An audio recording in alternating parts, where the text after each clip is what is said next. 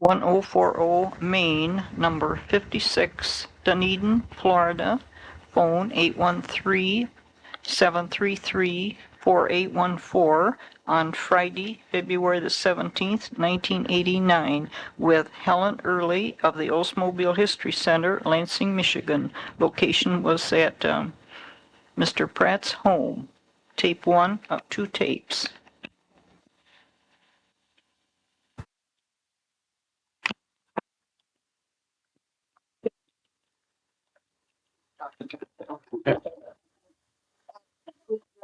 You're telling me your name and your address, and then starting when you hired into the Olds and giving us a little update. Yeah. Okay, you want me to record? Go right ahead now. My name is Jim Pratt, and I live in Dunedin, Florida, 1040 Main, number 56. We have been here for 20 years.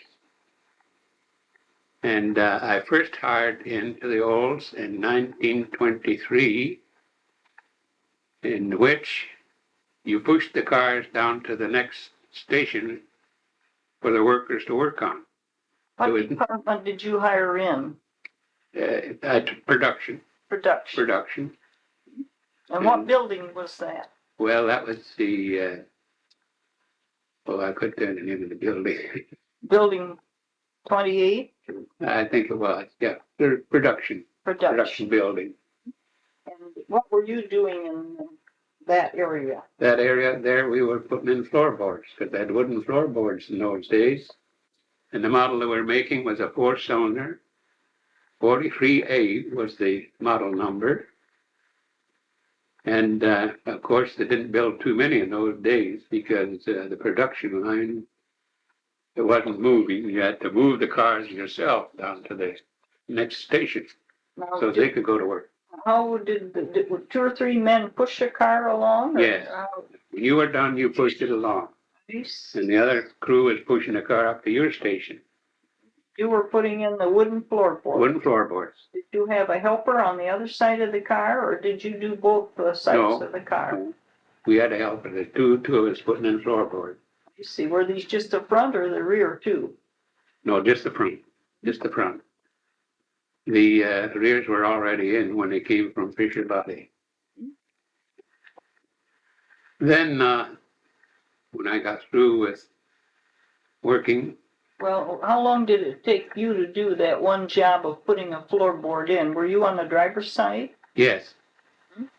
I would say it took about 5 minutes. I see. And can you remember how much you were paid an hour? Oh, you got 50 cents an hour. 50 cents an hour. Mm-hmm. Did you belong to a union? No, there was no union then. No union at that time. So we got 50 cents an hour. Later, of course, they brought out 50 cents an hour and bonus. What was the bonus? The bonus all depended on how much was produced. And if you were, as high as it would go would probably be 63 cents an hour, which would be a bonus of 13 cents an hour. So the more floorboards that you put in, why, that helped you get your bonus. Right. How many could you do in an hour, would you say, was your top? Well, the way the thing was rated would be probably 7 an hour. Mm-hmm. Yeah. So if you divided that into an hour, 7, that's how long it took us to put the floorboards. I see. Well, Jim, let me ask you, what else was on the car when you were putting the floorboards on? Were the doors on the car? Oh, yes, yes. So the car was fairly complete? Fairly completed. I see.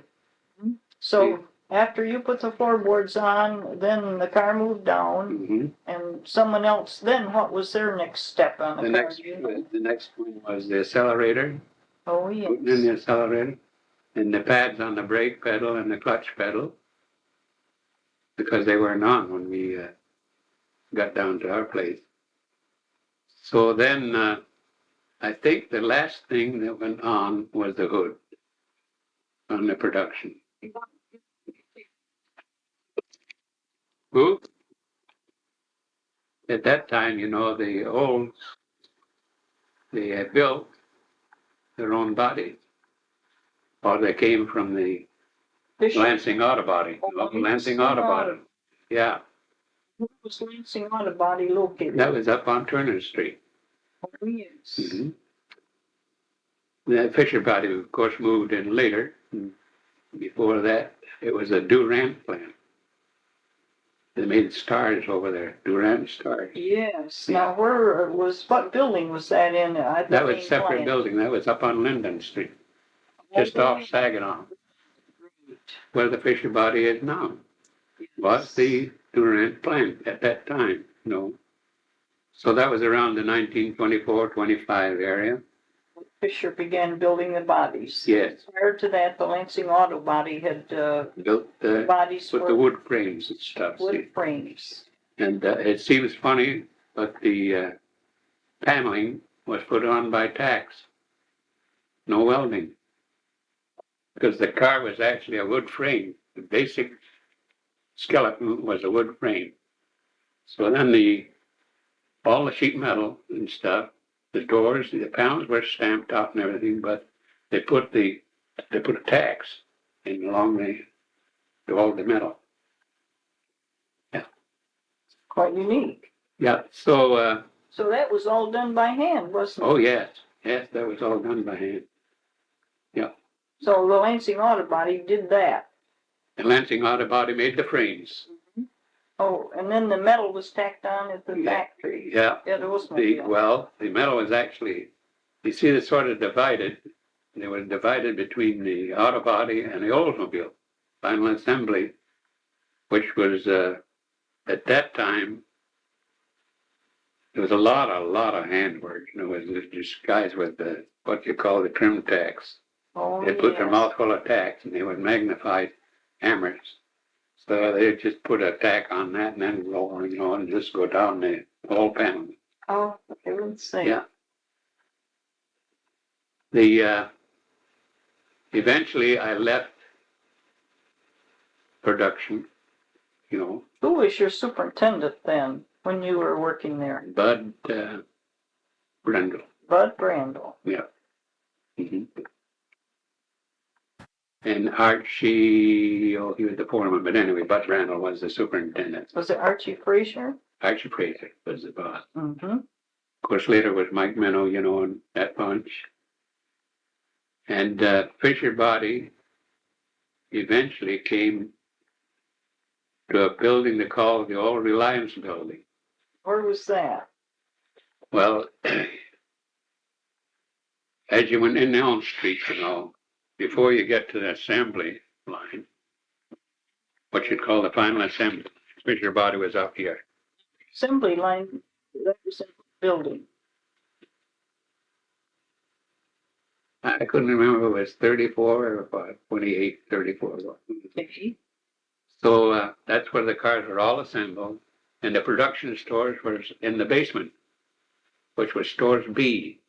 That got all the nuts and the bolts and everything trucked up to because the production line was on what you'd say the second floor, and B was in the basement. Stores B was in the basement, but it actually called it the second. But the thing is that the progress that they made from the time Fisher Body moved in to where they dropped the bodies onto the chassis. You see, and then they had what they called a transfer. They built the chassis, and when the chassis was coming down, what you call line number 1, they were all upside down.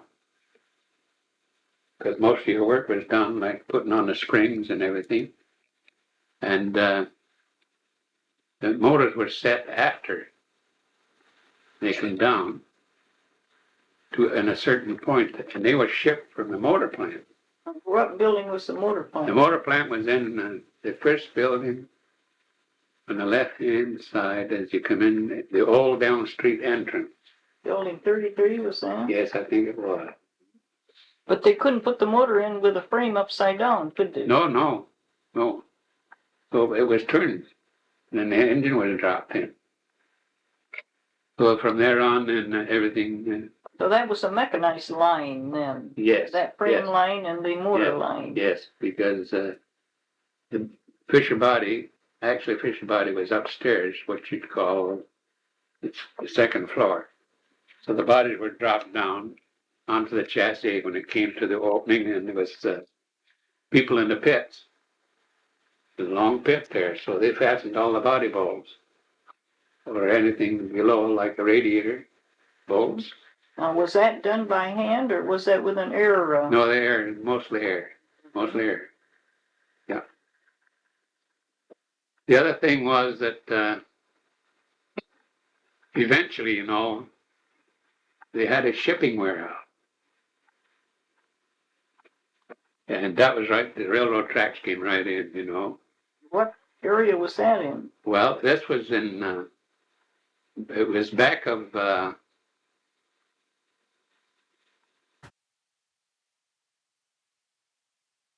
can't remember the number of that building, 30 something. Anyway, what they used to be was a place where they stored the new cars. That was a shipping building right there. Earl Cunningham, fellow by the name Earl Cunningham. He was the foreman. And they shipped these cars into the box cars. Eventually, they got some whizzes, you know, from Western Electric or something came in. And he got in what you'd call reorganization of the production lines. The production lines were finally moved out of that building entirely. And they were moved into this warehouse. And the lines were built in the warehouse. Now that was still though in the area of building 33 and 40, that area? Well, building 40, I couldn't remember the name of the number of the building on the where they changed the car storage warehouse into the production lines. Mm-hmm. That was the final production line. So, of course, in order to make the thing long enough, the cars went up, you know, and then they got them on a pivot. So there'd be two cars moved over this way on the production line. Then they'd start going towards the final assembly. Mm-hmm. What I mean is the people that were working on them. So you had, it had to be synchronized as to color. And the feed lines, they had, if a red car came down, there was a red hood came up there at the same time. If a black car came down, there's a black hood came up there at the same time. They were all on a chain conveyor, see? So the time that this car got here was this red hood ready to be put on the car. The next car was black. It was synchronized. The next car was black. There'd be a black hood. Everything was synchronized. It didn't make any difference whether it was a yellow car, green, or black, or blue. There'd be a hood to coincide with the car color. How did they do that? Well, when they didn't have these computers then? No. That was all kind of figured out by hand? Yes. There was no computer, not at that time. But you see you'd have a production schedule who was making out the production for that day. Then he would synchronize, just like fenders, hoods, everything had to be put on to match the color of the car. Once in a great while, they made a mistake, and they'd be the wrong color. But that wouldn't stop them. They'd put that hood on that car, because then you started to break the sequence if you didn't. Oh, yes. See? So that didn't change the hood on the line or let it go without. They put the hood on so as to keep that sequence going. Then when it got to the end of the line, the final repair took care of the hoods. They pull the car off, and then would they repaint it? No. Because somewhere they knew there's a mistake. And there was an error in the scheduling of the hoods. So they knew that there would be a hood to fit that car. I see. Somewhere.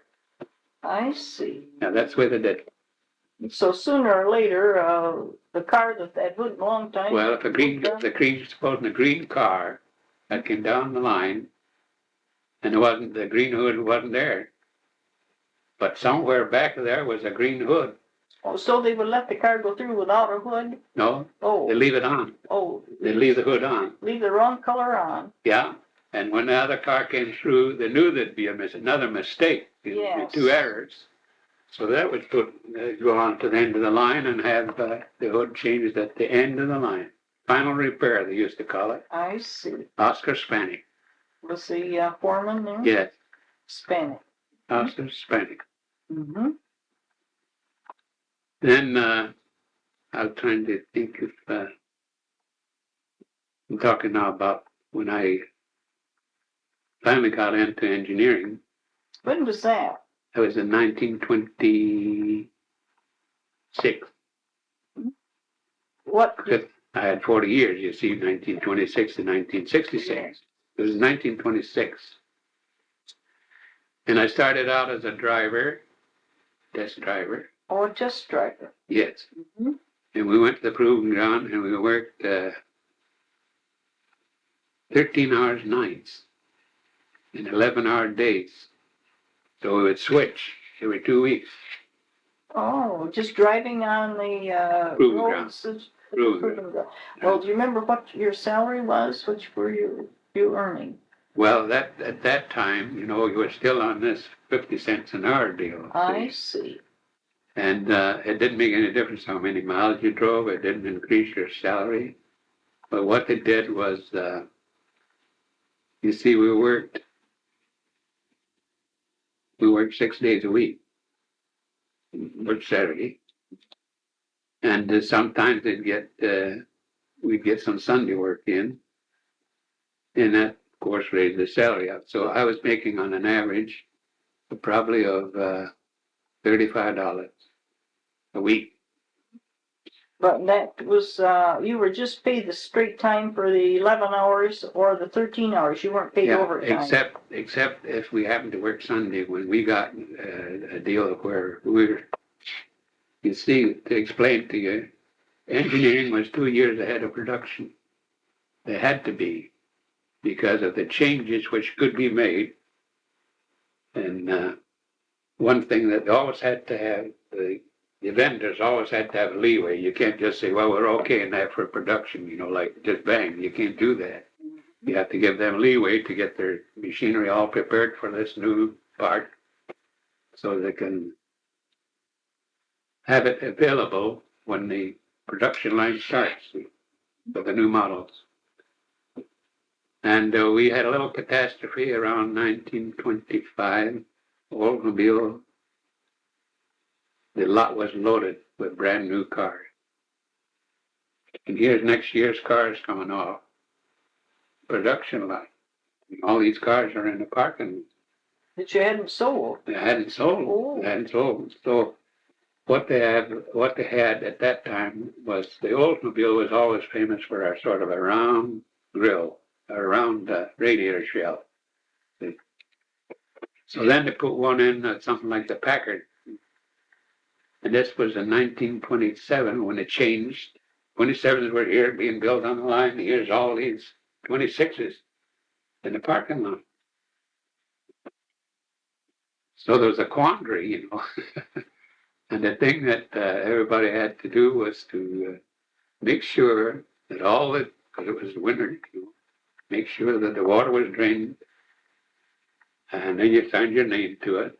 So you had to drain the radiators. You had to drain the radiator. When these people were driving the cars out, I used to drive in the production line when they get all the help they could, and I'd drive the cars out to the lot and then drain the radiator. This is the 26 model, which are storing. So they had,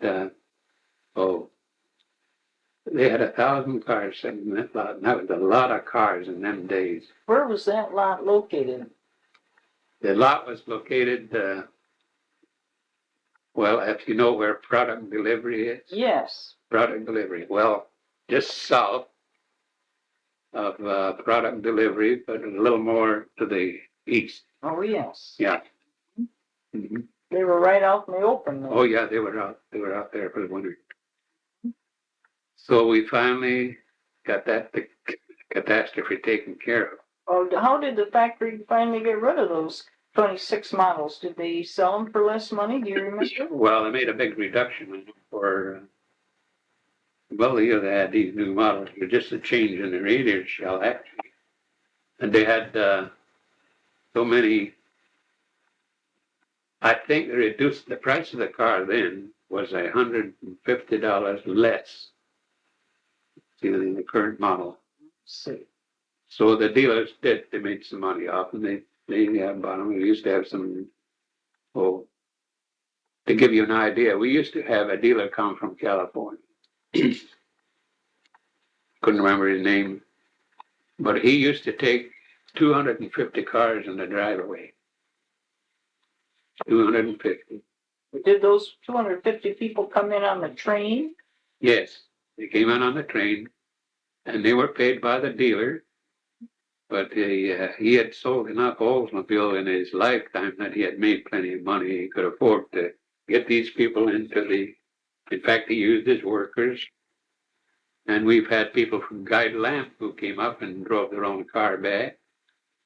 Any subsidiary was, well, they could have the discount just like we do. Oh, yes. They were in a sister division. Yeah, they were eligible. Then finally,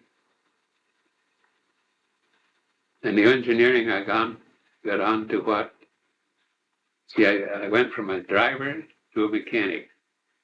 Let me get back to the driver. Now, you drove on all types of roads at the proving ground, and you would go fast around curves. What kind of records did you keep? What kind of tests were you running that you kept a record of? Well, we kept records of, we'd have what you would call gauges, you know, and this is when we'd be running a special test. You run that too. Well, for a special test, what would that cover?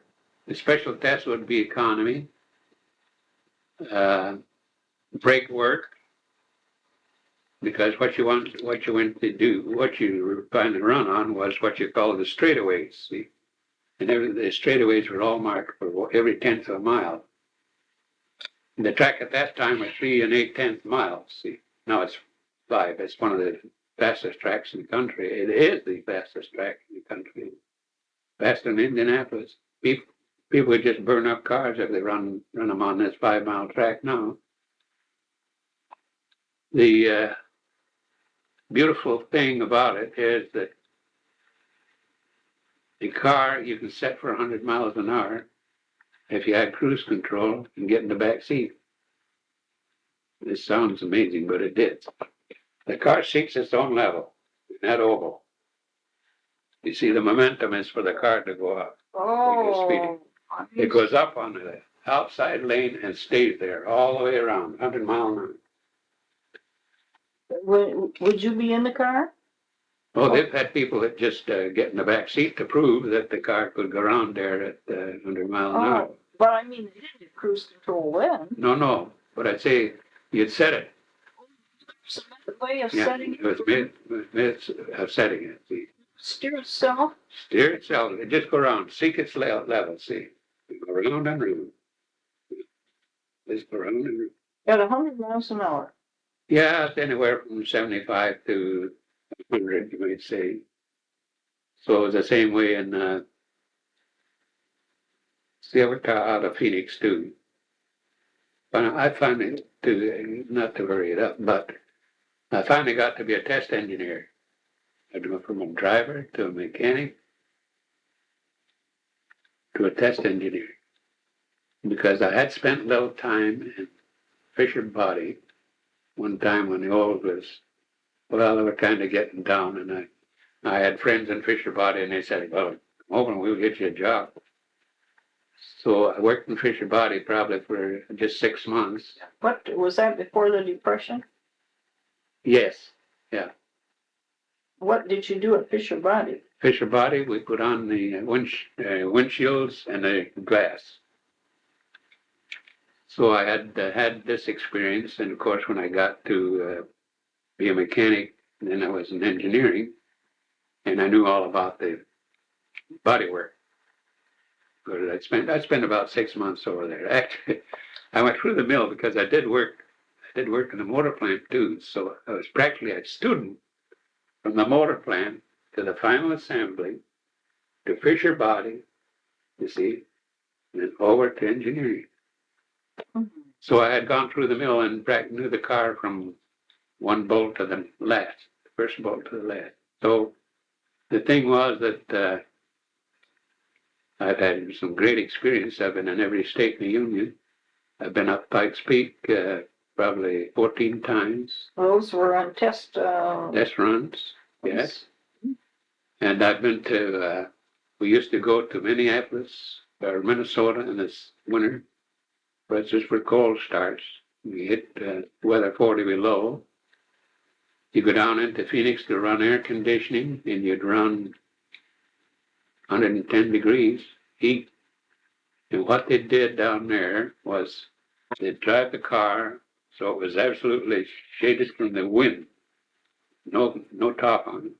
And the car was set there, and what you done was you got of course, thermometers on everything. You had a deal there where you could just push a button and it told you what the heat was and the gasoline, the water, how much, well, actually, while you were running even, what was the radiator doing? How much cooling effect were you getting from the radiator, from the, what you say, the upper hose to the lower hose, the water coming in, the water going out. Now, these were on gauges kind of on a console in the car. Console in the car. Just what was happening to the yeah. mechanical. So you had what you call thermocouples, which is a wire, and with a probe goes into the upper hose and one in the lower hose, and the temperature of the gasoline, the fuel pump, the temperature of the gasoline in the gas tank. So what we finally devised was what you'd call a gasoline feed system, which went up to the fuel pump, and then the excess that you wasn't using was pumped back into the gas tank. There's two hoses, one for taking fuel from the hose and another one for the hose to lead it back into the gas tank. And that was to lower the temperature because we had trouble with vapor lock. So the only way we could cure it was to have a return line to the gas tank. Then that fuel got cooled off generally by going into the gasoline, which was already in the tank. It was cooled off and then sucked up again up into the carburetor fuel pump. The other thing I'd like to mention is, which I think Oldsmobile was very proud of. I went through the mill. I was in the test group for the guns, 20 millimeters. They put them on the wings. Well, Oldsmobile, in conjunction with part of the government, they reduced this weight of that gun from 160 to 110 pounds. Because this is what you call the Hispano-Suizo aircraft. They went on the wings of planes. Well, they only could put two on. The heavy gun was there. When Oldsmobile, in conjunction with the government, of course, they went to work and tried to get rid of a lot of stuff that was not really necessary. They had flame arresters, and they weighed a ton. The barrels were too heavy, so they tapered down the barrels, see? The outside of the barrels. And of course, in there, I don't know if you know too much about it, is rifling. There's what they call rifling in the barrel. And that is this shape. Right. And that's to get the bullet spinning when it goes out. So that makes more accuracy. But anyway, we were able to put 4 guns on a plane. And we could put 4 on the weight. How did the Olds and the government, were they able to reduce the gun weight and still have it do what it was supposed to do? Well, what they did was the government asked them if they could reduce the weight. And the Olds did. They went to work. And they took all this and they remachined the outside of the barrel because they didn't need a heavier barrel. And they took the flame arrestor off entirely. even the receiver body, what you call the receiver body, was lightened up. So they got rid of a lot of weight. And that was the reason they were tickled to death that we were able to do it. And Bob McKenzie, who worked at a machine shop in the engineering, was part, he should receive credit because he said, I think we could do it. I think we can reduce the barrel size and also lighten up the receiver body. And this is, the receiver is where the bolt went. When you fired the gun, you know that electric. Yes. Yeah, you go up there. Then they had a deal of where it would reload. You know, the way it would reload is when that barrel or that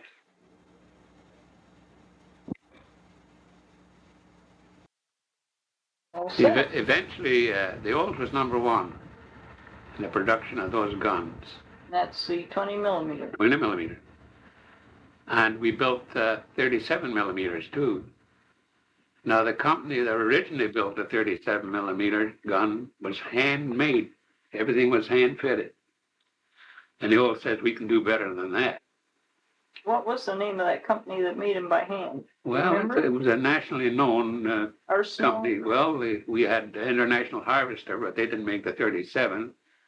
But we had a lot of companies making, in fact, we had 6,000 guns in storage at the end of the war. What did they do with those guns? In a warehouse in Cleveland. Well, they just scrapped them for metal. Is that right? There's 6,000. Because our production runs so much higher than the government had figured. And also, this is going to be interesting to you, there'd be 5 guns taken, and every part in that gun would be a red, green, blue, yellow color, 5 different colors, white. And when you tore them all apart and they were painted that color, these little auxiliary parts, then all these parts were put together, but not the same color. So you had a different color in every gun for the various little sub-assemblies, and the Olds would take their guns over and they'd fire perfect. We had a pit, you know. I don't know if you remember or not. Were you ever in there? Yes, we were over there because we were running experimental guns too. So I can't remember that they were well known for their 37 millimeter, but there's a lot of these companies. International Harvester was making guns, and they were having failures. And of course, we'd go to the Aberdeen Proving Ground, and the first time they took them down in lightweights, you know, guns that we had lightened up. I can't remember the name of the division there, but the Aberdeen Proving Ground, the guy is one of these kind, you know, well, they ain't gonna last. That tube's gonna go like this when we run a fire on them. So, but they did, because even as light as the lighter metal didn't get as hot so quick, and it didn't stay hot as long, see, because of the cooling effect of having an area there which was closer to the thickness, you know, of the original barrel was just hot. So we had very good success. We never had a failure. And finally, one time, engineering had to get into this deal, because the one thing was that we would get, once in a while, we'd get guns, which they were brought back on a rack, you know, and they'd be say, they're not good enough. We've only got 425 shots a minute. It's supposed to be 500 or better out of these 20 millimeters. So when engineering got into it, they just said, boy, that's funny. That is really funny. So Carl Shook, see, he was at the foreman at the Proving Ground. So everybody connected with testing at the Proving Ground was moved over to the underground pit. So I said to him, have you tried test ammunition on this? See that test ammunition? He says, yeah. But he says, we don't get it. Well, Hercules powder made the bullets, 20 millimeter. And I said, boy, Carl, before I'd turn these guns down, I'd get another shipment from Hercules, which you haven't, not a recent one, but an earlier one. He said, well, we got some in storage. He said, we've just been using these other. So he put them on. And he took over 10 guns. I fired 525 bullets. So the reason was there was nothing wrong with the guns. It was proved when they put on the test firing that the guns were okay. Otherwise, we'd have to taken all those guns, and the government, wouldn't take them. They'd say, well, it's a failure. It's not doing what it's supposed to do. Well, what was the matter? It was the ammunition then. Yes. The percentage of explosives in the shells, they had snitched on it. We've done that quite often. So from then on, we of course we told Hercules what we had found. And this here was not. It was not going to accept them. They would cut them off if they didn't get the right amount of explosive into the shell. So from then on, we had no trouble.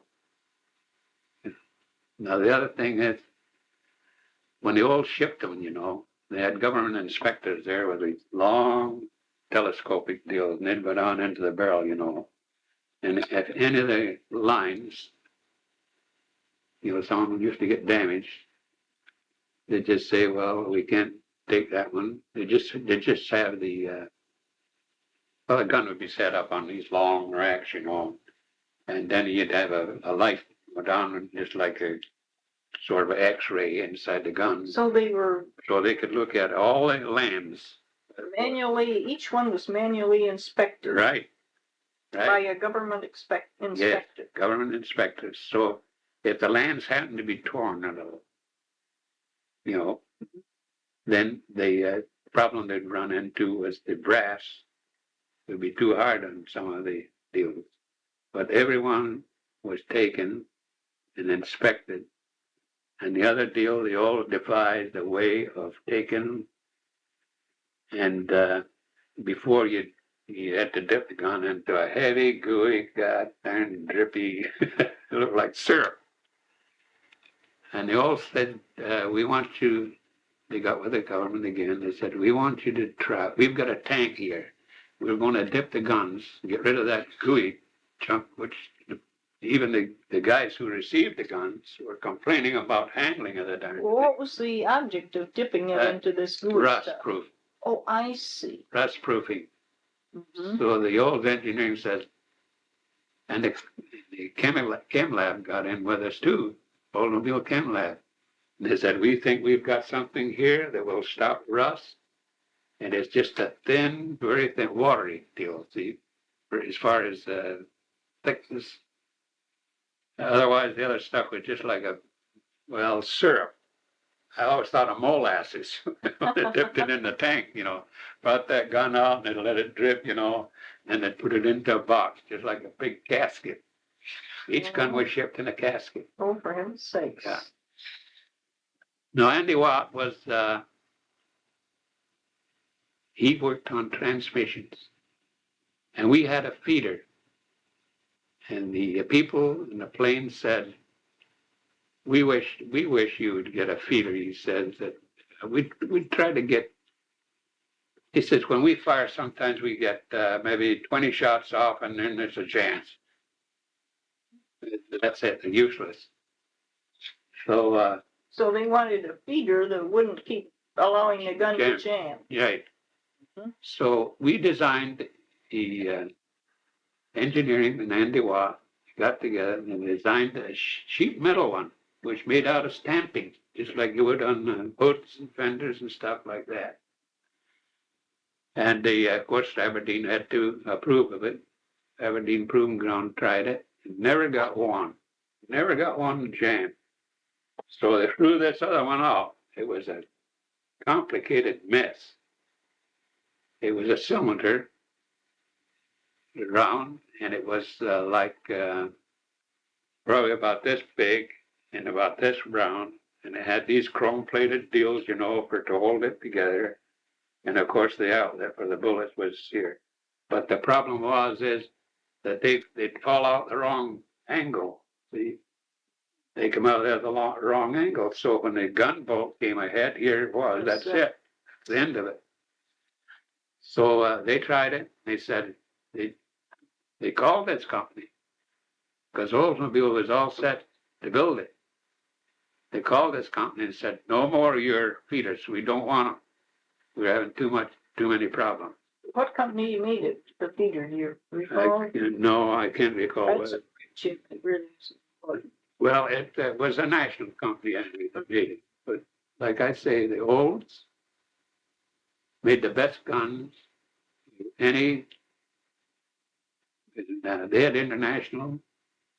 They had guns that made by coal. They were hand fitted. It didn't work when you put we'd get them.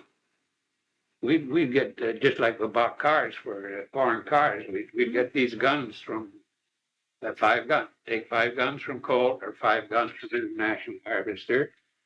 Or it was 4, I think, besides the Olds. Not a one of them would be interchangeable with all these parts painted. The Old was perfect. Never had a failure. It's quite a record there. Yes, it did. Yeah. So I would think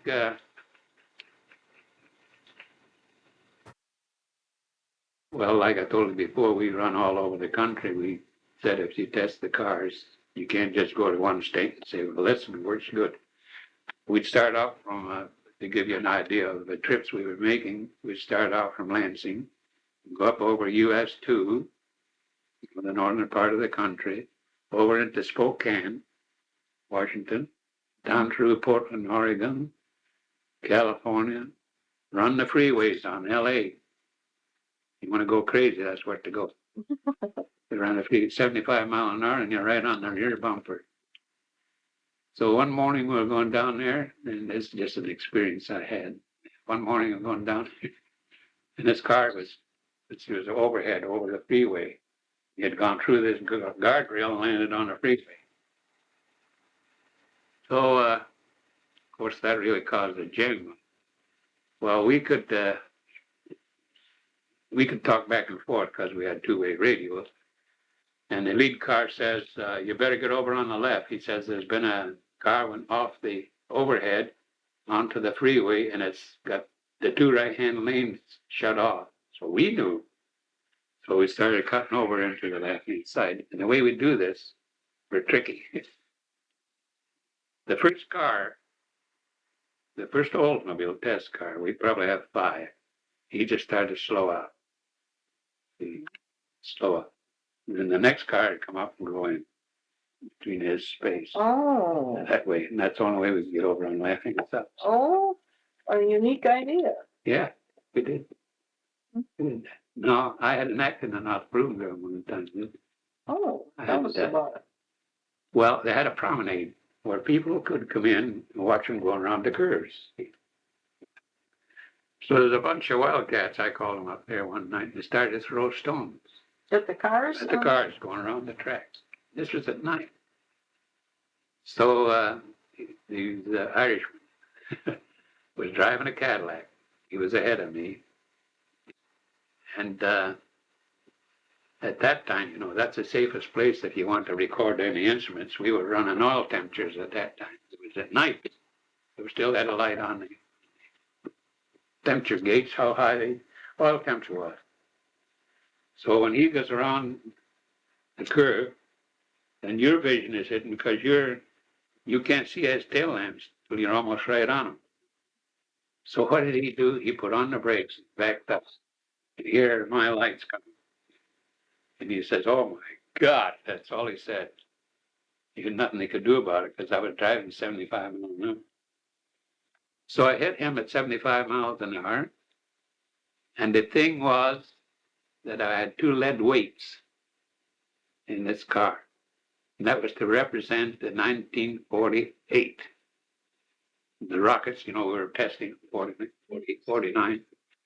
So what had happened was that at the car I was driving at that time had these fold down seats in the front. They were just seats, but they folded down, went ahead. And I went ahead so fast that I broke this arm in the windshield pillar, and I went up and hit the Fisher body. They had a crank, for raising the window. Oh, yes. So I hit that with my head. And of course I was out like a light. But I come out of it alive. That was something. Well, why were these people throwing stones at the car? I don't know, just kids, Well, now they can't get in. Oh, they can't get in. No. They stopped that right away because, well, it was just a privilege for them to come up and watch the car. That's what do you call it? So they stopped it right away. When I had the accident, they just closed everything. Public wasn't around and anywhere. The only way you get in is go on a side road and look. Couldn't get into because it's fenced all the way. So that was 1920. 28, 30, not 20. We were running what you'd call the rockets before they were brought out. They were brought out in 1949. So this would probably be around 47 or 48. Get this guy doing 75 mile an hour. And he hit a Cadillac. And what it did was when I hit him, it broke his seat back. And he was back of the whole back. He was in the back. Right. Yeah, and when I went ahead, those we had weights, and this was to put up the present car, the engineering test car, to the weight that we were going to build for the new cars coming out. And they were lead weight about this big. They were bolted to the floor. Of course, they had wooden floors then. I just ripped them weights right out of there. And here I am like this, with the seat up. And the weight had slid in under the seat. And they have a hell of a time getting me out. Oh, I say so. So, Lucky to come out alive. yeah, so I did. Well, you were working there then when the Olds was working on the Viking, weren't you? Oh, yeah, 1829. Yes. Yeah, so yeah, it didn't last too long.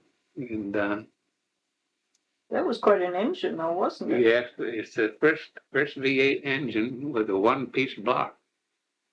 The V8s before always had two pieces, two halves. It felt four-cylinder this way and a four-cylinder that way. And then it would join together.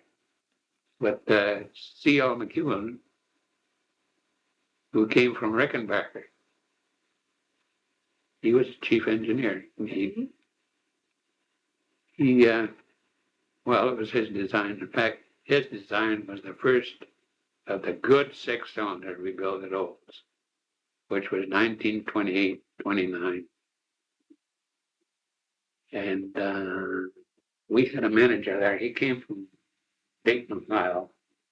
He was the general manager at Oldsmobile. What precipitated this was that he came up. In 1927, Vern Yallop was the boss in engineering. And they got a car all ready for him because he had to go to Detroit. He got to Brighton and the rods burned out. The rods burned down in the car. So he called Vern Yallop and he says, "What the hell kind of car are we building that a man can't even get to Detroit with?" Well, of course, I'm going to get technical. You see, the Olds at that time was a six-cylinder, and which was sold for $750. $750. And the way they tested it originally was that Ab Jenkins, who at that time held the world record for 24 hours, he was a driver. Oh, for running 24 hours continuously? Yeah. And he had established a record. Then the Olds hired him, and they took out every gear except high gear. We drove cross country with it. Well, when was this? What year was that? That was 1920. Oh, I think 25, And an Olds. 24. The first see was built. The first 6-cylinder was built in 1924 because the 43A or 4-cylinder was in 1923. So about 1924 they built this 6, and they cheapened it out quite a lot. It was a very poor designed engine, very, very poor. In fact, well, I knew enough about automobiles then, and I just said, I don't know how they're going to get by. But what would happen is they would always burn out the same two connecting rods, 2 and 5. See, that's the farthest from the feet. 2 and 5 were the farthest from the oil peak. And when you get up to probably 52 miles an hour, if you went over 52 miles an hour, well, then this is what would happen. The centrifugal force of the crankshaft, the oil couldn't pump it up into those 2 and 5 because it had to go through number 1 to get the number 2, and the center bearing fed number 3. I had to go through number 3 to get the number. So this thing going like this just kept that all the way from number 2 and 5. Let's see. Burned them out. Burned them out.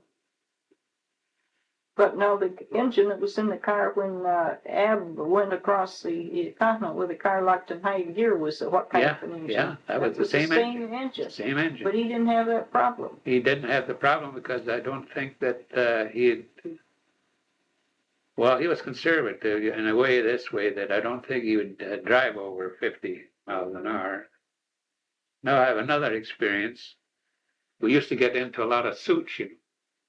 Oh. So Carl Schultz, I don't know if you remember him or not, he used to play in for Michigan State. Oh. Him and I went down to Hartford, Connecticut, because American Chromium was suing the corporation in the use of chrome plate. Oh. Now chrome plating came out on our cars in 1923. Well, the first car, actually, that came out, I don't know if you remember Chief Delfs of the fire department. Yes. His was the first car. Oh. But that was later than 1923. It was about 1925 because we had all these cars. We had told the dealers to get all the cars that they had with the chrome shell up to the courthouse.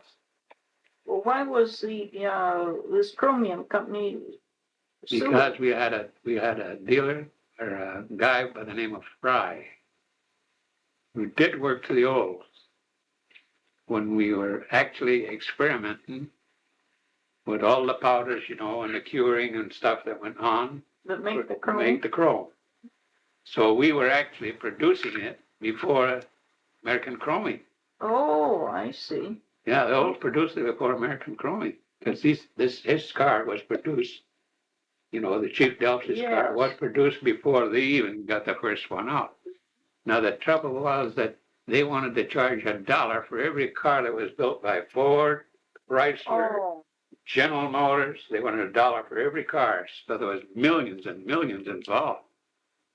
Because they said that they had the patent on it first? They said they had the patent on it first, but they didn't. No. Our purchasing department proved with what they had bought, what it consisted of to make this, and the Olds Engineering produced the first chrome-plated. Now they had Duco, Oakland was the first company with Duco paint. But the Olds was the first to produce chrome-plated. So they won that suit. They won the suit. But you see, this Fry used to work for the Olds. That was the problem. He had gone with this American And he went to work for American Chrome, and he's the guy that sort of got started in this chromium, making this, planning the suit. But it didn't do him any good. No. Oh, the things that happened in the automobile industry, we had one guy who, when we first built Me Action, and he left the Olds. And when the Olds come out with an E-Action, so did Chrysler. Because this guy had Give him all the blueprints of what was needed to build an action car. Of course, he got blackballed. That was it. The other deal, Studebaker, during the war, the Olds didn't change the car. Nobody did. But Studebaker came out with this airplane type deal with a nose, and they were blackballed by the whole industry. Studebaker was blackballed by the whole industry because they hadn't adhered to their agreement that they were all going to bring out the same models in order to get the cars out to the people, because, nobody had bought a car for 41, 42, 43, and 44s actually. So they all went right back to their building the same car. Didn't help Studebaker, did it? No, no. Well, they had some awful designs. Packard was the same way. Packard had a deal where the balancing effect, on the car was controlled. If you loaded the back seat, then there was levers there that pumped air in and raised the back end up. So what happened to them was that it didn't work because they didn't think of ice and snow under the car. Oh. There's no protection for it. So the first thing you know, here's they go out in a parking lot. Ford did the same thing. Ford came out one time, Ford came out one time to look at the parking lot. So here cars are all over the place. And this is this sort of air ride deal. Oh, because part of the car would be down? Yes, the right hand would be away down, or the back would be away down, or the front would even be away down. Well, didn't we have an air ride on Yes, we did. We didn't have success with that, did we? No, we didn't. We had no success with it. In fact, it's after that, we had an engineer by the name of Youngblood. And, there's always some smart aleck in our place who always says, well, old Geritol done it again. Yeah. Well, you see, what they had to have was the weather. The weather killed a lot of snow and ice underneath. Is that what killed our air ride too? Yeah, well, what would happen is, the temperature-wise, the temperature, they had to put the alcohol into some of the oil, which pumped the air out, see, got the shocks out. And, but they found out too late. See, there's already people that are having problems with it. We did sell a few who were, and then he says, we'll probably get ordered for about 250,000. I knew that was as far as. What was Youngblood's title? Oh, he was a chassis engineer. I see. Yeah. Now this was about 19.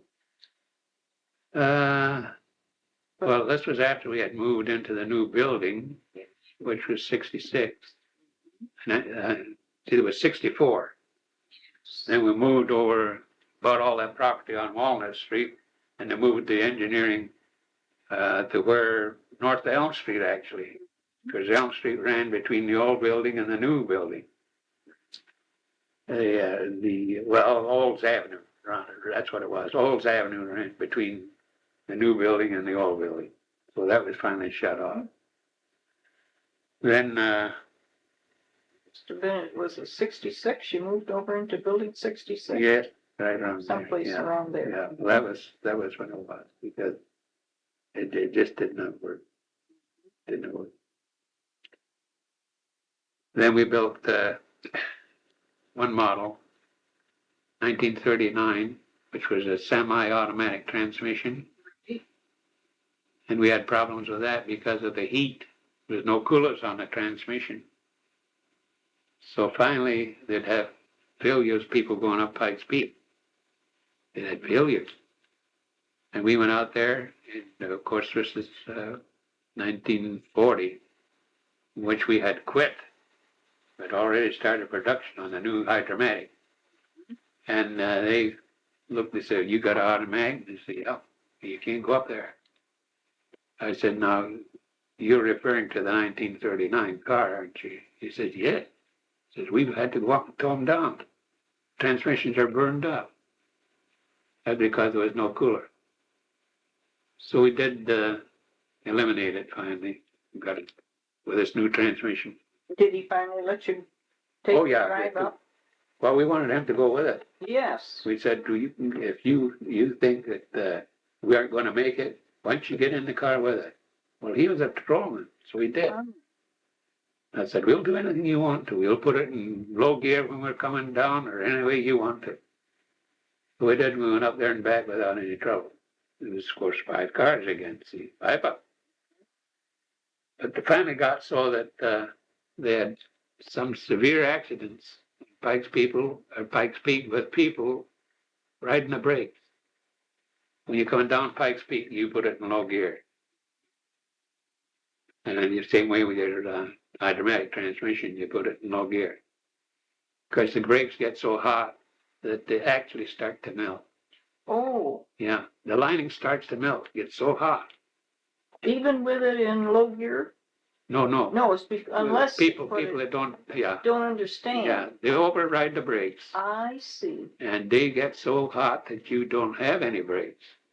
So there was one turn there that they call Lover's Leap in Pikes Peak. And these 2 people were coming around this curve, and the brakes was gone. The brakes were absolutely gone. So they went right off. And they dropped down here about 2,300 feet to this pit. Killed them both. Well, he certainly couldn't sue anyone. No, there's warning.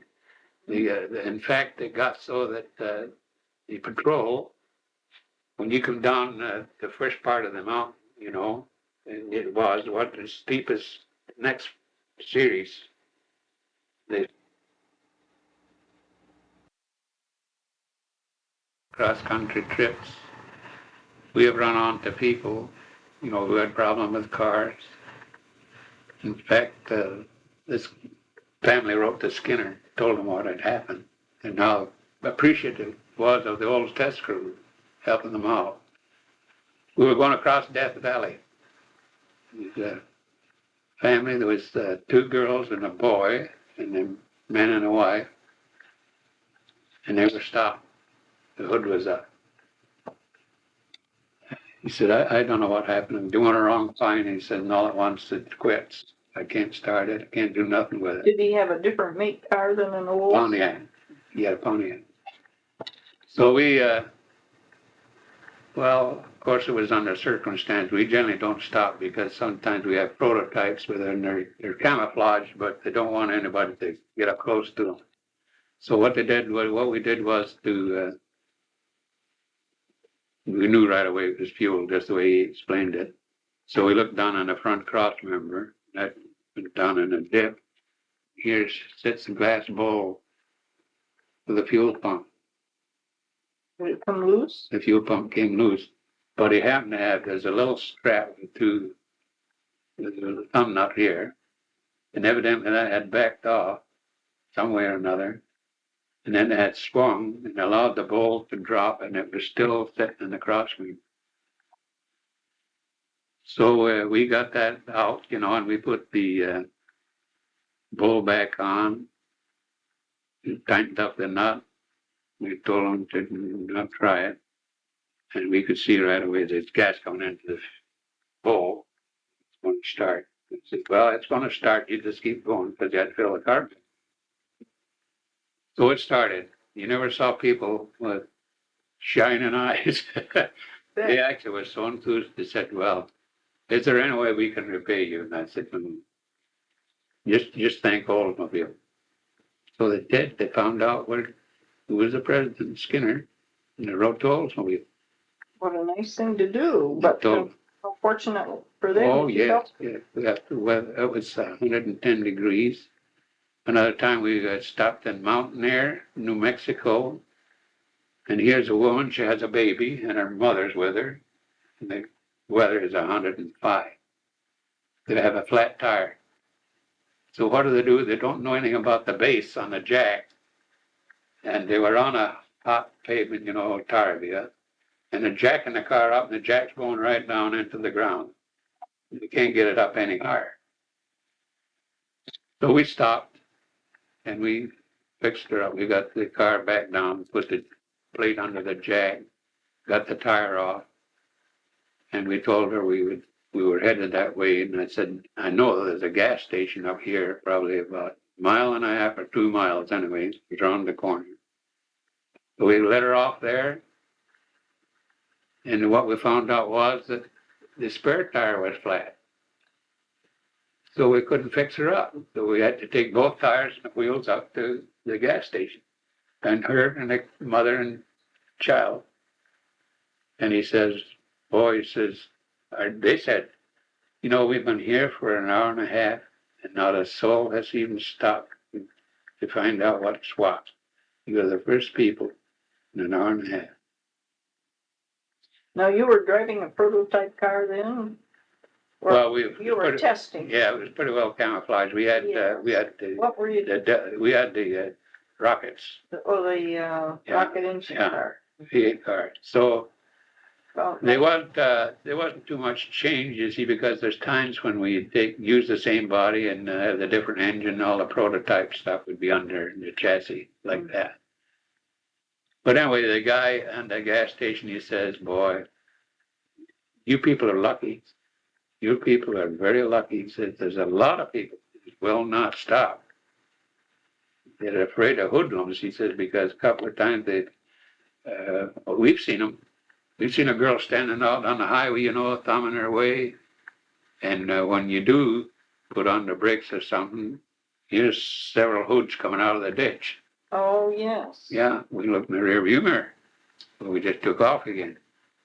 Not that we couldn't have taken care of, because there was 5 of us. But it's terrible the way some people use, you know, the motorists, and that's why a lot of people won't pick up hitchhikers. You know, it used to be there was no problem when you was hitchhiking, you got it right. Now there have been so many robberies, or even stolen the cars and killed the person sometimes. Yeah. We used to stop in Howell, and he owned a restaurant up there, the fellow, and he'd go to Muskegon, you know. So what they did was he picked up a hitchhiker, and hitchhiker attacked him, stole his car, and then a week later they found it in Ohio. Yeah.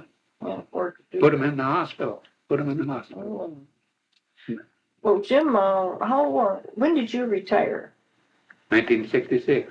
1966. And you were how old when you retired? 62. 62. I'm now 85. I wouldn't know that. Yes, I'm 85.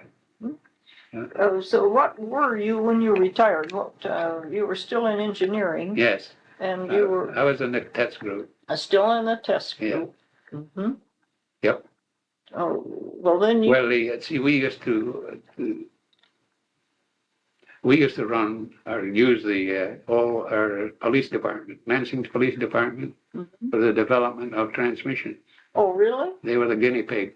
Well, you mean on these experimental transmissions they put in Lansing police cars? We put in experimental transmission. And they knew that? Yeah. Oh, yeah. Yeah, they'd come down, we'd ask them. Ike Burgess, he was the master mechanic, and he was in charge of all the garage. So we just said, well, what we want to do is we're going to put a special transmission, and there's going to be a temperature gauge on it. We'd equip it with temperature gauge. Also, there'll be a counter on there. How many shifts that transmission makes on the time that every time it shifted, there'd be one more added to the counter, see. So what year was that when you were doing that? Well, it was 56, 57, you know, Was this trying to upgrade the hydromatic transmission? Yeah. Well, you see, what we developed was the cooler. The Oldsmobile now they developed the cooler because we had to change the radiator, you know, and put the cooler pipes back into the transmission to keep the temperature down. That was always been the problem, was the high temperature, especially on prowl cars or doctor's cars or anybody just going from a house, and then he drives a little ways and he goes down there, stops at the house and then he starts in again, and mailman, people like that. I see. So we had to develop something because the temperatures were running way high. And when the temperatures run that high, the fabric, the composition of the clutch is what gave us trouble. Oh, Yeah. They get so hot. So you had the cooler, we developed the cooler. It goes into the radiator. And also in 1932, we developed a cooler, but that was for engine oil. That was when C.L. McEwen was there. did you ever meet him? Oh, yeah. Yeah, I had personal. Oh, what kind of Jack. man was he? Oh, he was great. He was great. Jack Wolfram. You knew Mr. Wolfram? Yes. But he was chief engineer when you... Yes, he was chief engineer. Well, when he first came, Jack Wolfram, I'm trying to think of the name of the company, Chandler. I think he worked for Chandler Motor Company. He came to the Olds. What was his job then? Do you remember? His job there then was, when he came in, he was sort of a, follow-up engineer, because Harold Youngren, who was chief engineer later, he did work for Harold Youngren later. But see, they're developing the turret top at that time. We used to always have a fabric top, so that was at 37. 36 was the last time they built, I think, the turret with a fabric top. Mm-hmm. So he was in development along with Youngren assigned him. He said, we want to see how this is for shake, and everything else. So one year we didn't build convertibles. I don't know if you knew that. No. We never built a convertible. What year was that? You remember? We had, I don't think we built one in 40, 41, 47. We hadn't built, I'd say for at least 4 years, we didn't build them. And the reason why is because of the shake. Oh. The whole thing when we go down the Merritt Parkway, you'd want to be sure and have your mouth shut, teeth. Yeah, they had problems with that because you see there's no supporting. Yes. So what they had to do was then design a frame, and you couldn't make the frame too stiff. There had to be a flexibility in the frame. That'd be a pretty hard ride if you had a stiff frame. Yeah. Well, we tried that. See, with the side rails was twice as thick on the frame as they were on the regular car.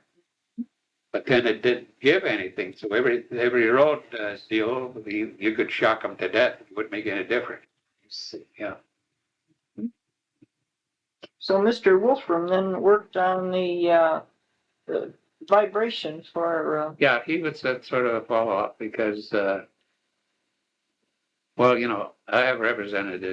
was engineering's representative along with service when they had troubles in the field. I had to go out. So I had developed just the knack of, we had a guy one time, he says, he came from Ottawa, Kansas, I think. He owned the radio station down there, and he says to Lou Blood, who was the service advisor from Olds, then worked for Olds, but he stayed there, Kansas City. He says, if you don't do something about my car, he says, I'm going to start over the radio about what's wrong with it, why you've never been able to fix it. So we went out there, and I knew when I drove that car, the speedometer was way off. It was 20 miles slow. Oh. Because we see the, what they have is, I took the speedometer head off. I took it down to this company who they're nationally known too. So we correlated. We knew when we put it on the they have rollers, you know, test rollers, and a dealership down there. And we read the speedometer on the test rollers and our speedometer, and it was 20 miles off. So then they had spent $800 and some in warranty work on the car. And they transferred blue blood out of there, put them in the Olds. Because he says, this is what we found. He told the service manager, Joe Dobbs, he says, this is what we found. The speedometer was 20 miles off. And he says, this guy that was telling you that all the Fords and Chevrolet and everything was going by him is a damn liar. He says, that car, as we know it now, is good for 115 miles an hour. Yeah.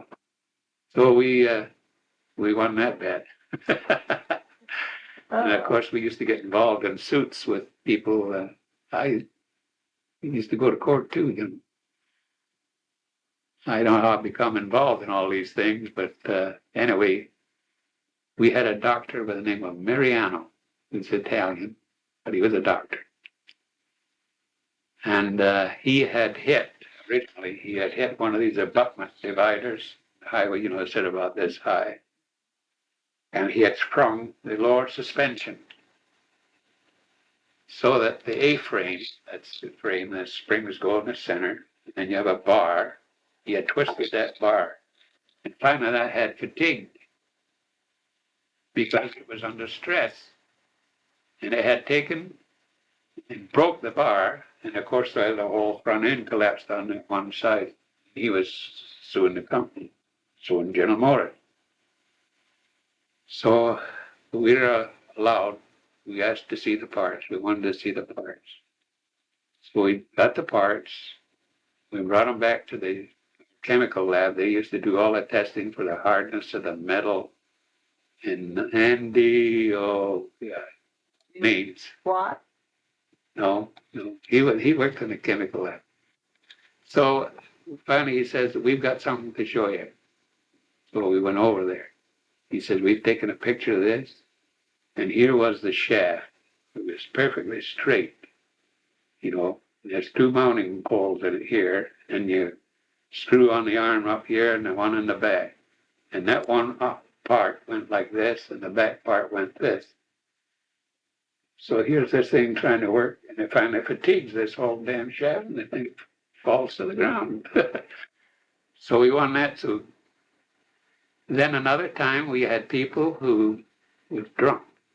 See, same area, Kansas City. So he's driving fast and he came around the corner and he hit the curb with a wheel. And of course, the guy backed him. The reason it all started is because the girl was suing him. The accident, his girlfriend was suing him. Oh. Because of the injury she received when the wheel came off the car. So the guy, we had the counsel for General Motors then, and the lawyer, his name was Hogan. Well, he says, I investigated. He says, I'll tell you what happened. It says, we found out a guy that had seen that accident. And this guy had came and slid on the ice and ran bang, bang into the curb. And he bent the wheel. Must have hit it quite. Yeah. So he drove so far, of course, then the rim eventually came off. Oh, yes. See, all that was left was just the hub of the wheel. And of course, he couldn't control it, so he hit a tree. When he hit the tree, the gal was right by the front door, of course, that's where he ended up. And she got leg damage. She was suing him. We won it. We won the suit. Yeah, it's quite a lot. We had a few suits. Now, if you remember Bob Dorshimer. Yes. Okay. He was, Bob was involved at that time. He worked in an electric lab for Baker. And at that time, he went to most of the trial suits then. So I think that got off of that deal. But anyway, he eventually became chief engineer. What kind of a man to work with was he? Well, I think he was a little self-centered. He was all right, but he times that no. Well, Marshall McEwen had a boy, Marshall. C.L. McEwen had a boy named Marshall. He was a little like Bob Dorsey. Because he, one time, my real boss was Red Tompkins, Tommy Tompkins. And Freiberg, I don't know if you've heard the name, Walt Freiberg. Well, Walt Freiberg and I used to go on quite a lot of trips together. Pete Estes. Pete Estes, I went many trips with him. Metzel, I went many trips with Metzel. And the first tornado, I drove cross country. So when we're testing the tornadoes, the people in back of me, I was the lead car because I knew the road. Been there many times, down through Salt River Canyon we're going. And I'm way ahead of them. I don't know where they are. Finally they call up and they'll say, "Where are you at?" I said, "I'm just going to the bottom of the canyon. Right now. You know, across the river, Salt River." "Oh God," he said, "you're way ahead of us. How fast are you driving?" I said, "I'm just driving a normal way." Of course, you could go around the corners with those tornadoes, you know, like nothing. We're in mountains, snow and mountains. They're really great.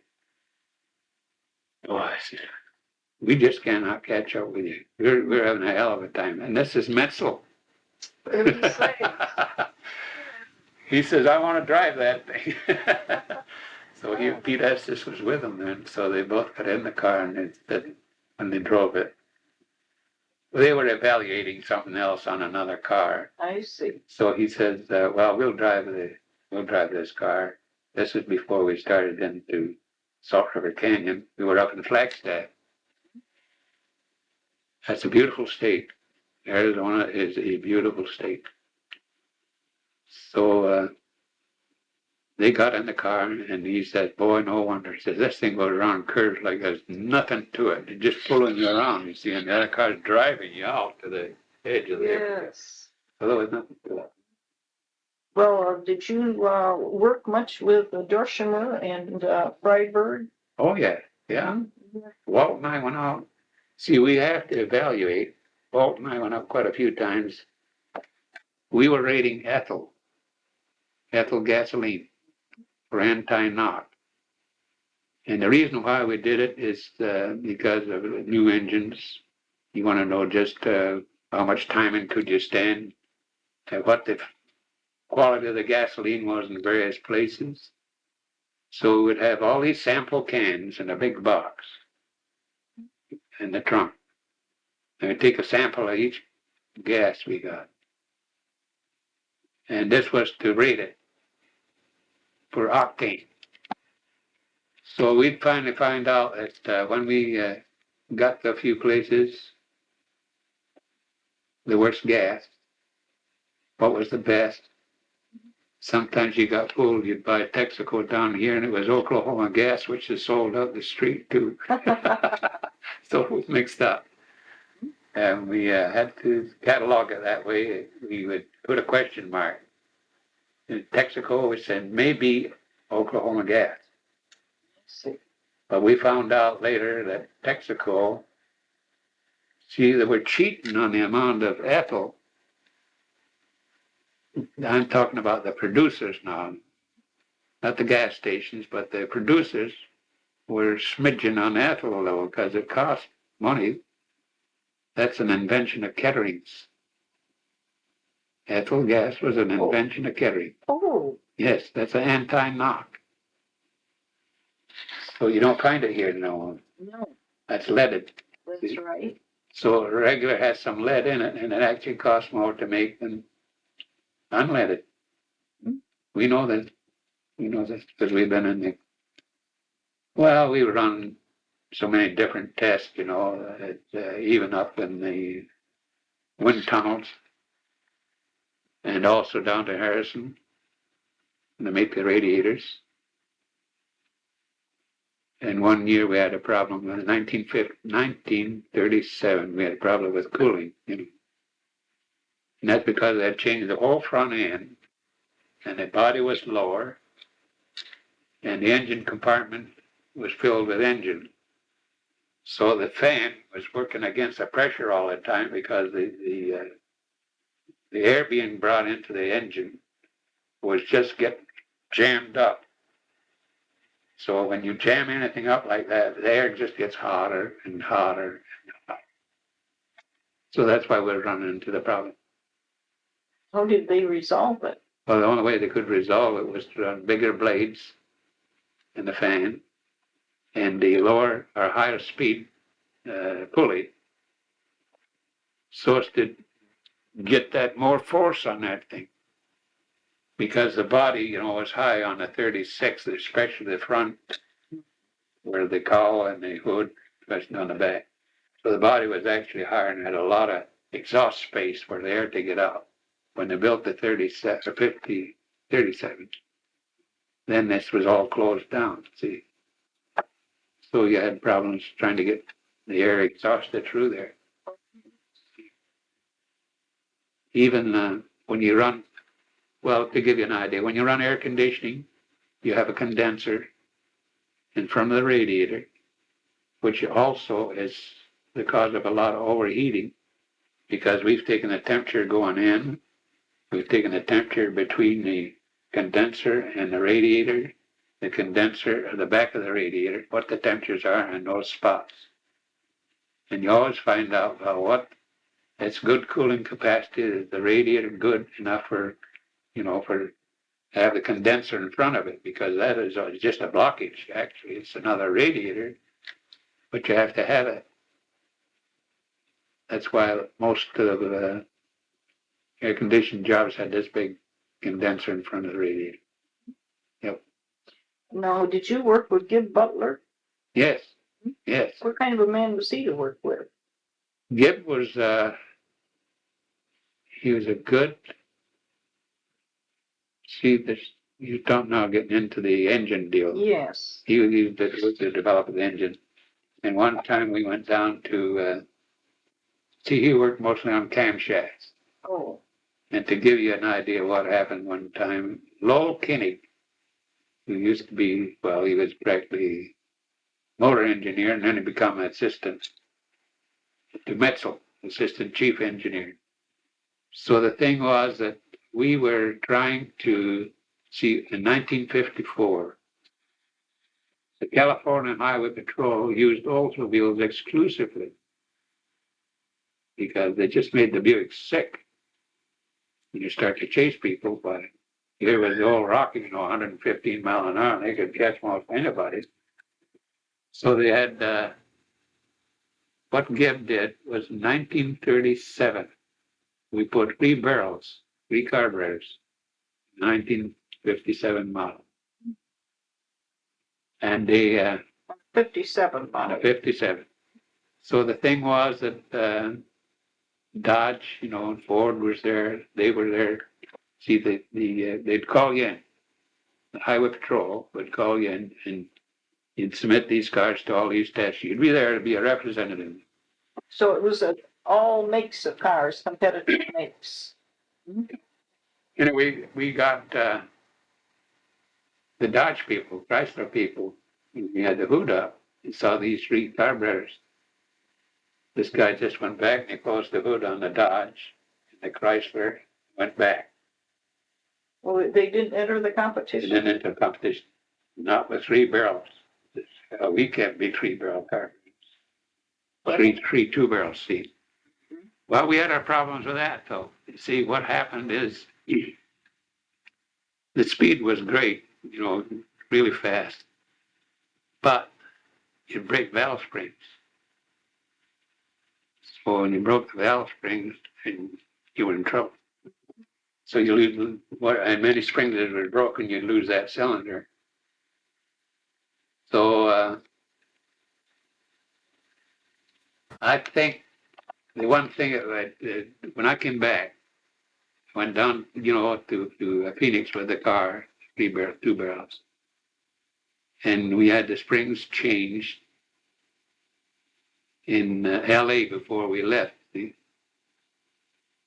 Bakersfield actually is where we had them changed because that's where the headquarters for the Highway Patrol was. So we actually came back into Phoenix and we changed all the springs. Again? Yeah, we changed all the springs because they had changed the temperature or the temper, and also the coils were revised, and they took it out on the track. We still had problems. Yeah. Mm. And the reason why is because of the design of the camshaft. So they worked on that quite a while, and then finally they said, since there's something's wrong here, we can't cure it. You know, we tried everything with the close coils at the upper and close coils at the bottom, and the middle, you know, farther apart. But actually, they never were able to lick it. Just a minute. Yeah. But what eventually transpired was that we changed the camshaft. And That's what you said Mr. Yeah. Butler worked yeah, on. changed the lobes. But what they did find out that was, see, the cam is shaped like this when it comes up. So the thing is that this drop off was too fast. So the valve was actually banging against the seat. When it did that, the spring couldn't take care of the reaction of being stopped. So then the taper did. They put a half round, deal on it so that the closing would be soft. Hmm. And they finally liked it. Yeah. Oh, yeah. We've had people call and say, of course, they always called me Scotty. My dad was Scotty Pratt, policeman. Yeah. So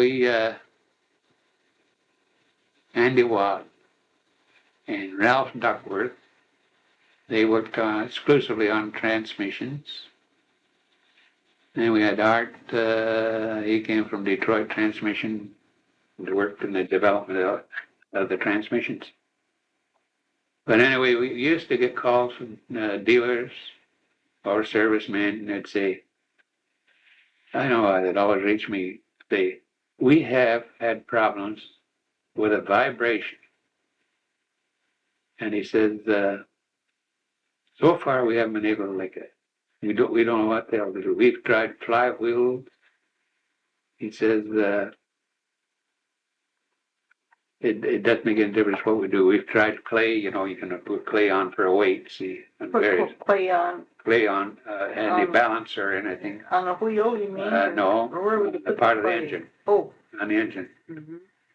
On the flywheel or on the balancer in the front. He said, we can't touch it. But the whole car would vibrate? Well, the engine. Oh, the engine would vibrate. Yeah, the engine would have a period, as they say.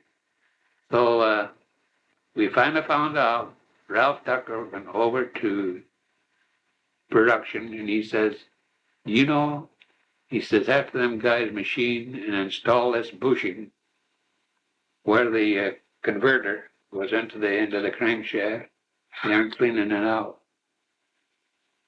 He says that has to be blowed out, every time because of the machining in there. So So what would happen is the bushing would get egg-shaped because of the wear in it. Well, here's the converter, which is a transmission. Here is the shafts going there. See? Oh. This is staying stationary now, don't get me right. But this is still turning back here. So it's just going like this. So not even And then when you start in, and it's got this quiver.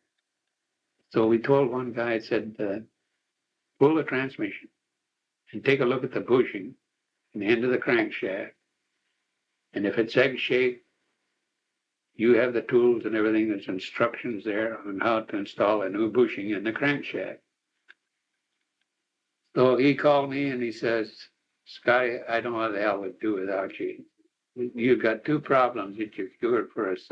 And he says, this was one of them. I said, well, that was Ralph Duckworth, not me. But I said, I knew there was something connected with the converters when, he said that to a certain speed, we had suspected it in the first place that it was. Then I got a call from a guy from Cleveland.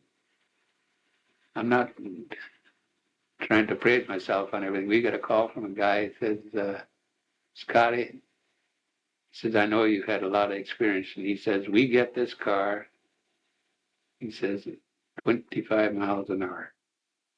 And he says, the whole damn thing just shakes, 25 miles an hour. And he says, I don't know what it is. We've tried everything. That was the 19, Ray Bodine. I don't know if you've heard of Ray Bodine. Ray Bodine worked for service. And him and I were down there. And I said to Ray, I said, now we had previous experience with a guy from Port Huron. And I said, the Detroit service manager brought the car in. And we got it down in, we found out what was Sweet Rundquist, was another guy. And we brought it in, and the Rochester man, the carburetor, Rochester carburetor was right there. And what had happened, the die, it was punching out the gasket, and only partly punched out the hole. So here's this flap sitting there in the gasket. And see, when it come up to that period, well, there, this thing here would go down, flutter, just flutter, the part that wasn't completely stamped out. And I told Charlie, I said, you take the carburetor off and to look at the idle holes. Because then you transfer, you see, from the idle to the higher speed. So he did, he took a look at it and he said, God, he says, you were right. He says, that gasket had not been thoroughly stamped up with the idle. And I said, that's the point of transfer, he says, and that's where that, we were getting that shutter. Well, the doctor, he was another doctor that had been complaining about it. Charlie says, God, I never looked in the carburetor. I never would have looked in the car. I said, that's where it is. So he was. And then we had a guy from Portland, Oregon. We used to have service managers come in, and they'd have meetings. And they'd tell you about some problems they had, and then you would recommend doing this or that. So one time, we had a guy from Portland, Oregon. He was in the Portland zone, as they call it. And he says, I'm having a hell of a time with the owner. He says, it's a new car. He just bought it. He says, and it's got something like 1,200 miles on it now. And he says, it's got it's vibration. He said, Jesus, I don't know. It's hard to tell, he said. So at that time, we had problems in the motor plane. The guys were knocking the connecting rods off. And the bearings, they wouldn't, the cap that went onto the connecting rod would be knocked off. That's what it was. It would be knocked off. The rod would be there. So they'd just pick up the cap that had fell down or was knocked off, and they put it on any rod, see? So the wrong cap was on the rod. And I said, well, I'll tell you what. The only thing I can say is to find out which, he says, it's a knock. It's a knock in the engine. It wasn't a vibration, it was a knock. And he says, the only thing I can tell you, I told him, the only thing I can tell you is you better change the connecting rod on that particular cylinder. So they did. Well, of course, they had the car in for morning. They said it's scheduled to come in for tomorrow morning or something like that. He called me. He said, well, we were lucky. We got fixed. He said that's what had happened. When we put the cap to the upper half of the connecting rod, the two bolts come down like this, and this cap goes on. This was the wrong cap for that rod. Well, now, didn't the men on the line, when they were putting that together, couldn't they have been aware of that? Well, the thing is, you see, when they machined the rods, the thing is that they tried, of course, they changed the deal right then and there, when the rod was machined, the nuts went right on that rod, and that cap never came off. But they did that. It happened a couple of times. But that cured it. Made a real difference, didn't it? Yes, yeah, yeah. So we did accomplish something. Well, you really enjoyed your work in the testing too, didn't you? Oh, yes, yes, yeah, because there was always new experiences. You see, we watched the development of the cars. You got from engines to carburetors, you know, and the Bodine, Frank Bodine, they were generally in charge of the axle, you know. We had some failures on there that was pretty rugged too because of the pinion seal had a leak. And the Pontiac built, it wasn't the old that built the axles then, it was Pontiac. Pontiac built the axle. So we've been through the mill. We had some worries. You know, in a case like that where Pontiac is the supplier, what happens then? Pontiac gets, they're penalized. I see. They're the guys that penalized, not all of them, because we don't make it. We didn't make that. The seal, we had an axle plant, you know, one time. But then they made the axles were made in Pontiac and shipped. Our coil springs were made at Buick. That's funny. They just have a long rod, you know, the manufacturer, and they have this two barrels. The two barrels have a groove. The grooves match, see, and they put the coil. It started in like this, and then the barrels start rolling. And when that comes out of there, is a coil spring. Oh. Yeah. And Buick made the crankshafts. See, we didn't have the forge plant like we have now. When did the forge plant go in? Well, that was pretty late because my brother worked up in there. That was, I think even after Fisher Body had bought Durant, you know, and got started to ship bodies because the forge plant wasn't too old. Maybe about 35, 36? Yeah, right around there because they had the old, the Buick made the crankshaft. The reason the old didn't have a forge plant at that time. Of course, we began then to build our rocket exclusively with Olds. Because the six-cylinder, we did build a six-cylinder too along with the rocket, but it was a big engine and it was terrible. It didn't develop any horsepower, 40 horsepower, a huge engine. Now they got this quad 4 here with 150. Yes. This car here is a V6 with 150. That's another thing to do. There's two things that you got to thank the Olds for, and that's for the Tornado. Buick had the first initial chance at building a front-wheel drive, and they had a vibration they couldn't get rid of. So somebody up on the 14th floor, as we call the big shots up there, then we got to let Olds take a crack at this. So we did. We found out what the problem was. You had to have a dampener in both axle shafts. That is a rubber mounted, it's a metal with rubber in the center. That's to take care of this stuff. See, the rubber will cushion it. And that took everything out. And this guy said, I told you, if we give it to Olds, they'd take care of it. He says, that's the best damned engineering in the whole corporation. So a lot of times they used to call Oldsmobile the experimental station. Mm-hmm. That was the one reason. They were an innovator. Yeah, yeah. Of course, that rocket engine, too. Oh, yeah. Yeah, that was Kettering. Kettering engine. Kettering engine, yeah. Mm-hmm. They had, when they displayed them, I don't know if you knew about this or not, they had a plastic hood. I do recall seeing pictures of those. That was quite unique. You go in New York and Pittsburgh and Chicago, Boston, St. Louis, LA, San Francisco. I've been around the mill. Here'd be the plastic.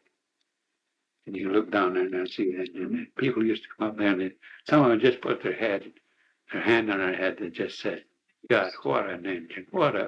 It just looks good even. Skinner was the Skinner was the general manager, and what had happened is that we went to New York with meet all the directors, because this was to see if they would furnish the money. We had the engine.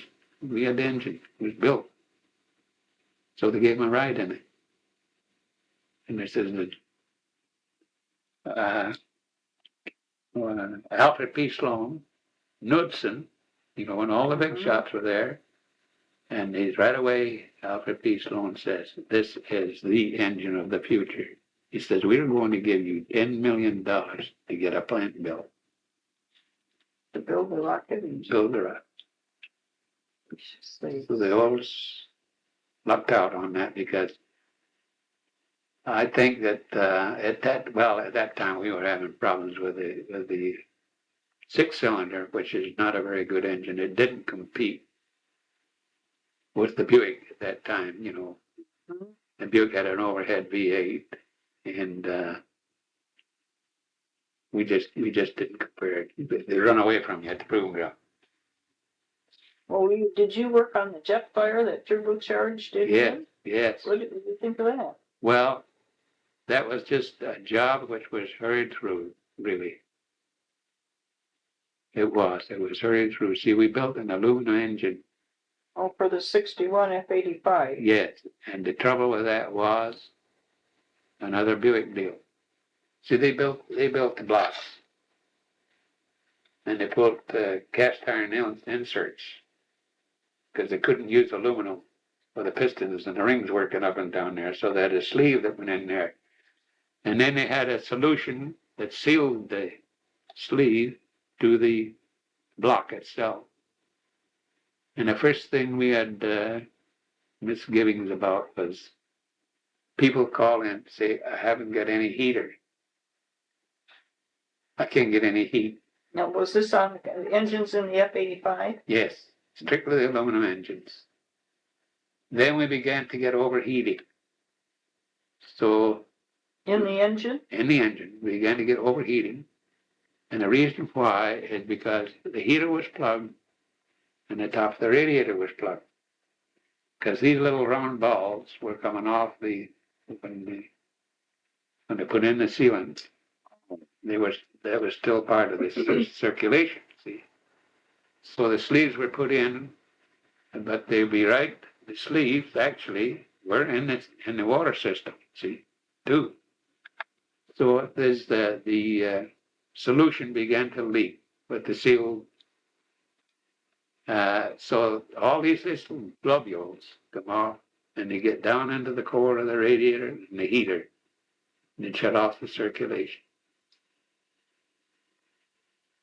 So Johnny Belt said, geez, what else can go wrong with this engine? Like that. Then we have problems starting it. We have problems starting it, especially the 4-barrel. And the thing was that it would follow the spark plugs. We put it in the cold room. I have to tell you something about the cold room too. We went into the cold room, and the government, at one time tested tanks in there. Actually did. We had 2 people die there, 2 maintenance men. We went in there, and here's all these pipes, York machinery, they're air-conditioned people anyway. So these pipes slid, and they were jammed in there. The only opening there was a small opening above the cold room doors. There were 2 doors, so you could get 2 cars in there. I worked in there for a long time. Anyway, during the war, on heaters for tanks. And anyway, when the pipes all slid over, why would they slide? What caused them? Well, they were stacked up here. And it was, at that time, what they were trying to do, you see, was to increase the capacity to 60 degrees. It was 40 degrees below. The government says, we'd like to have it down to 60. They furnished the money, put in the pipes. Well, but these pipes were... they're about this big, and they were rounded, stacked. But how could they shift? Weren't they connected to something? No. They were just laying in there? And loose, and they were put in this, originally, they were put in up above the cold room doors, see, this opening. That's how they were put in there. Then when they stacked them, of course they went back there, and the thing was that some way or another, these pipes collapsed.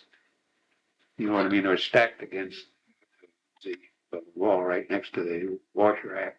I guess I don't understand the purpose of the pipes being stacked in there, Jim. Yeah, well, the pipes were to increase. See, there were some already in there. There were some pipes already. What was the purpose of those pipes? The purpose was that was the cooling capacity, which would be increased from 40 to 60. So they had to put in more pipes. Yes, but they must have been. They conducted some cold air in there. Oh yeah. So they must have been connected with something to. Well, they put see, you had big blowers in there. Yes. And the cold room. So these pipes were just like your air conditioning here. Yes. In your car. See? Your condensers and everything. Open it and in so that the air could be forced in to cool the room? One opening. Yes. One opening. Because what they done was there would be loops, long loops. Yes. But long, pipes would be long, very long. So what they done was that the thing that happened is they got the pipes, see, had slit. It wouldn't do any good to get into where they had put the pipes in, because these guys were against the wall. Oh. When the pipes fell, they were against the wall. They weren't supported like they should have been? No. They were stacked, really, just stacked. See. So they slit. And when they done that, of course, they were big enough so that you could walk into between the big U's you was here and get to the back end of the first pipe. I see. Well, they did that. But when they got back there, these pipes all fell. Oh. And there was no way, in God's word, they put holes in the, I think the wash rack, and then, no. Anyway, there was a wall right here, and they put a hole in the wall. They were working. Oh, they were working their heads off. To try to get these men Trying to get these men out. But both of them were asphyxiated. In other words, they got caught in their throat. They died. Died right there. They were trying to take everything out of there. They had jackhammers, God knows what, trying to get into that. Because this was blocked with the pipes, the opening where they put the pipes in. They had to block the pipe. They just slid. Well, did they ever correct the engine, aluminum engine heating up? No, they gave up on that. They gave up because they didn't have the, they didn't have the know-how for how to seal this. See, and the thing was that when these little beads came off, it was just like taffy. Oh, yeah. And they go down here. Your radiator is actually like this. See, your water goes down through these little beads. This was solid. We took the top tank off, and the thing was solid with these little beads. So there's no circulation. It's the same way with the heater. There's a little core in the heater, and that was jammed. Yeah. So they never did get that corrected. It was a great engine too. It was the smoothest engine we ever built. Yeah. Yeah, that was kind of pitiful. Because we spent a lot of money on that thing. It was a hard engine to work on because when they built that F-60 or F-85, see, everything was so narrow in the front. The engine was small V8. So, boy, if you wanted to work on that thing, you had problems. You practically had to take the fenders off. Yeah. I've got to sneeze. Well, Jim, this has been one very revealing interview. You've given us so much information on the different methods of testing, some of the problems, some of the reasons for testing, Oh, yeah. successes. You've had 40 years, 43 in the 43 years and 43 years and 9 months. 40 years in chemical or engineering. Yeah. And you retired in 62. 62. 66 actually, because see, I had 26 years or from, well, the plaque here shows you when it started. 1926. Yeah. And your title when you retired was I was I was actually a test engineer. test engineer. Yeah. And at that time, your supervisor was Tom Tompkins. Chief engineer was Harold Metzel, Mhm. and the assistant chief was Kinney. Oh, yes, Lowell Kindig. Yeah. So you see, Lowell Kinnick passed away. Johnny Bells passed away. Just thinking, all the people who are a lot younger than I am and gone. Don Dorsherman. Yes. Jim Lewis. Yes. Yeah. And now Bob Stemple's coming up. Yeah. Yes. I'm going to shut this off now because I think it's just going to run out here in a moment. Yeah. Well, I don't know what else I could tell you, because I think I've covered everything pretty well that I could think about. Very interesting. And I noticed your family here too. Almost 100 years of service for the Pratt family. Yeah. That really is a record. Yes. You see, still a lot of Pratts too. There's 5 Jim Pratts. Is that right? I was the original Jim Pratt. Now there are 5 Jim Pratts. Oh. Yeah. That's. Yeah. My boy, Alex had a boy. They named him Jim Pratt. Of course, my boy, he doesn't have a boy, but he's my Jim Pratt too. Then we had Aunt Phyllis. She had a Jim Pratt, named him Jim Pratt. And I said, why do you always have to call them Jim Pratts? She says, well, they're all pretty proud of you, Dad, or something like that. So I think that's nice. yeah. Yeah.